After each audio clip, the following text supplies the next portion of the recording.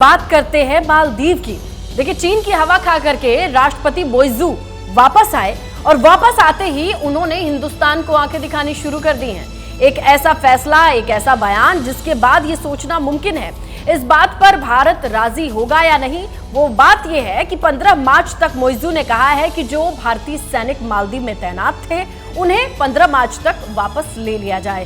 अब इस पर विदेश मंत्रालय के साथ एक मीटिंग होनी है, मंथन होना है। आने वाले वक्त के लिए एक फैसला भी लिया जाएगा या नहीं, ये देखना होगा। समझिए इस रिपोर्ट से।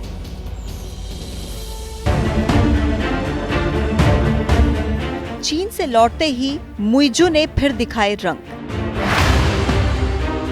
मुइजू की जुबान खुली, भारत को गीदड़ भभकी। मुइजू की चीनी आरज़ू क्या पूरी होगी?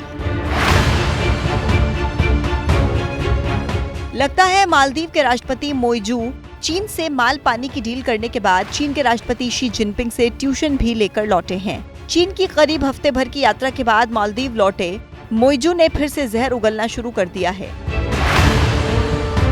मोइजू के बयान पर ड्रैगन की पूरी छाप साफ साफ नजर आ रही है। चीन के पहले से ही समर्थक रही मोइजू को लगता है जिनपिंग ने सिखा पढ़ाकर भेजा है। मोइजू सरकार के नए फैसले ने दोनों देशों के बीच और खटास बढ़ा दी है। चीन से मोइजू की वापसी के बाद मालदीव के विदेश मंत्रालय में एक बैठक हुई जिसमें दोनों देशों के अधिकारी मौजूद रहे। बैठक में दोनों देशों के द्विपक्षीय संबंधों की समीक्षा की गई, जिसमें आपसी हित के मुद्दे, विकास और आर्थिक सहयोग पर भी बात हुई। दोनों देशों ने रिश्तों को और मजबूत बनाने पर जोर दिया। लेकिन चौंकाने वाली बात यह रही कि मालदीव ने भारत को साफ लफ्जों में ये अल्टीमेटम दे दिया कि वो मालदीव में तैनात भारतीय सैनिकों को उनके सभी साजो सामान के साथ 15 मार्च तक वापस बुला ले। दरअसल मोइजू खुलकर भारत के विरोध में आ गए हैं। चीन से लौटने पर माले में उन्होंने प्रेस कॉन्फ्रेंस में ऐसे बयान दिए जिनसे साफ है कि वो भारत से रिश्ते सुधारना ही नहीं चाहते। मोइजू ने कहा, मालदीव भले ही छोटा देश हो, मगर इससे दूसरे देशों को हमें धौंस दिखाने का लाइसेंस नहीं मिल जाता। मोइजू यहीं पर नहीं रुके, ये भी कहा कि यहाँ की पिछली सरकारों के कार्यकाल में एक कुर्सी से उठकर दूसरी पर बैठने के लिए भी दूसरे देश से इजाजत ली जाती थी। हालांकि उन्होंने भारत का नाम तो नहीं लिया, लेकिन इशारा किसकी तरफ था ये साफ जाहिर हो रहा है। ये पहली बार ऐसा नहीं है जब हिंद महासागर में फैले इस छोटे से टापू देश मालदीव ने भारत को आंख दिखाई हो। जहां जब चीन समर्थक सरकार सत्ता में आई है, भारत से रिश्ते खटास हुए हैं। लेकिन मोइजू कुछ ज्यादा ही तल्ख तेवर दिखा रहे हैं। माले के मेयर रहे मोइजू इंडिया आउट का नारा देकर ही चंद महीने पहले राष्ट्रपति का चुनाव जीते थे और सत्ता पर काबिज होते ही भारत विरोधी सुर अख्तियार कर लिया। दोनों देशों के बीच विवाद ने उस वक्त नया मोड़ ले लिया जब पीएम नरेंद्र मोदी ने अपने लक्षद्वीप दौरे के बाद वहां की खूबसूरती की तस्वीरें जारी कर देश के लोगों से लक्षद्वीप की प्राकृतिक सुंदरता से रूबरू होने और वहां जाकर पर्यटन का लुत्फ उठाने की अपील की।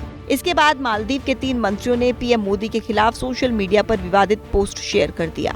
मामला इतना गंभीर हो गया कि मोइजू को अपने 3 मंत्रियों को बर्खास्त तक करना पड़ा। लेकिन मामला थमा नहीं। मालदीव के 3 मंत्रियों की हिमाकत के बाद सैकड़ों भारतीयों ने मालदीव का ट्रिप रद्द कर दिया, तो ट्रैवल एजेंसीज ने भी बुकिंग रद्द करनी शुरू कर दी। चीन से रिश्ते कायम कर मालदीव भले ही खुद को बड़ा समझने लगे, लेकिन उसे ध्यान में रखना चाहिए कि भारत की अहमियत क्या है। No major issue in the world today is actually decided without some consultation or discussion with India. So I would say we have changed. The world's view of us has changed. We should be aware of both of that. Bharat के लिए दुनिया का नजरिया भले ही बदल रहा है, लेकिन यहाँ के सियासी दलों के नजरिए में कोई बदलाव नहीं। मालदीव की हिमाकत के लिए यहाँ के सियासतदान सरकार को ही कोस रहे हैं। एक ईमानदार विश्लेषण करें कि नेबरहुड में जो अलग अलग देश हैं उनका रुख किधर है। आपको स्पष्ट हो जाएगा कि हमने कथनी और करनी का फासला नहीं मिटाया। ये चिंता का विषय होना चाहिए। नेपाल हो, बांग्लादेश भी मैं कहूँगा, मालदीव्स हो, पूरा अगर आप देख लीजिए चाइनीज स्फीयर ऑफ इन्फ्लुएंस को अंडरलाइन करने की जरूरत है। जो घटनाक्रम मालदीव में हुआ है वो अफसोसजनक है। कोई समय था जब बांग्लादेश, नेपाल, कुछ हद तक पाकिस्तान, श्रीलंका, मालदीव के साथ हमारे बड़े सौहार्दपूर्ण रिश्ते थे।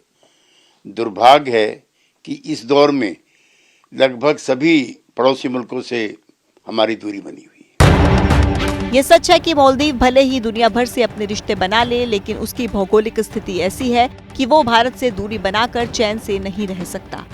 मैं समझता हूँ कि मालदीव को बगैर भारत के मालदीव में प्रॉब्लम आ जाएगी, इकोनॉमिक क्राइसिस भी आ जाएगी। बड़े मूल में भारतीय लोग वहाँ जाते हैं, टूरिज्म में जाते हैं, बहुत से प्रोजेक्ट्स भी भारत के चल रहे हैं और भारत के समर्थन में वहाँ बहुत लोग हैं। चाइना को अब चाइना ने जो कुछ किया श्रीलंका में या पाकिस्तान में, जिस तरह से उन्हीं ने बेल्ट एंड रोड इनिशिएटिव या चाइना पाकिस्तान जो इकोनॉमिक कॉरिडोर बनाया है, उसको सब जानते हैं कि उससे न तो पाकिस्तान का फ़ायदा हुआ, न चाइना का, न श्रीलंका का। केवल फ़ायदा हुआ तो किसी का चाइना का हुआ है। तो इस तरह के प्रोजेक्ट से वहाँ की आम जनता भी नहीं चाहती। दरअसल चीन के इस तेवर के पीछे चीन का हाथ बताया जा रहा है। चीन पिछले 1 दशक से मालदीव को आर्थिक मदद दे रहा है। चीन का मकसद इस रिश्ते को रणनीतिक तौर पर मजबूत बनाकर भारत को घेरना है, क्योंकि मालदीव के जरिए चीन हिंद महासागर में अपनी पहुंच बनाना चाहता है। लेकिन मालदीव ड्रैगन की चाल को नहीं समझ पा रहा। मालदीव की जीडीपी 62,334 करोड़ रुपए की है। मालदीव के बजट का करीब 10% हिस्सा चीन के कर्ज चुकाने की किस्त में खर्च हो जाता है। मालदीव चीन की कर्ज वाली चाल में फंसता जा रहा है। मालदीव को ये भी समझ नहीं आ रहा कि वो चीन के चक्रव्यूह में फंसकर सिर्फ आर्थिक कीमत ही नहीं चुका रहा, बल्कि उस पड़ोसी देश से अपने रिश्ते खराब कर रहा है जिसने हर तरह के संकट में उसकी मदद की है। मालदीव की अर्थव्यवस्था की रीढ़ पर्यटन है और वहाँ सबसे ज्यादा टूरिस्ट भारत से ही जाते हैं। लेकिन मालदीव की आंखों पर तो अभी चीन की कर्ज वाली चादर का पर्दा पड़ा हुआ है और ये कब हटेगा ये तो पता नहीं, लेकिन कुछ शुरुआत तो हो चुकी है, क्योंकि माले के मेयर से देश का राष्ट्रपति बने मोइजू की जगह विपक्षी दल के नेता एडम अजीम बन गए हैं, जिनकी पार्टी एमडीपी मोइजू के विरोध में खुलकर सामने आ गई है।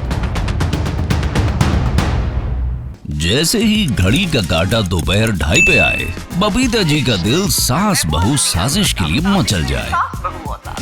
और ये है इनकी बहू, पूरे दिन ऑफिस की टेंशन हो जाए गॉन जब ये करें अपना फेवरेट शो फ्री टाइम पे ऑन।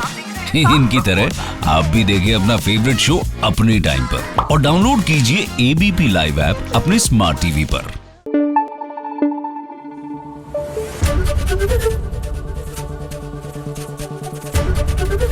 एबीपी न्यूज आपको रखे आगे।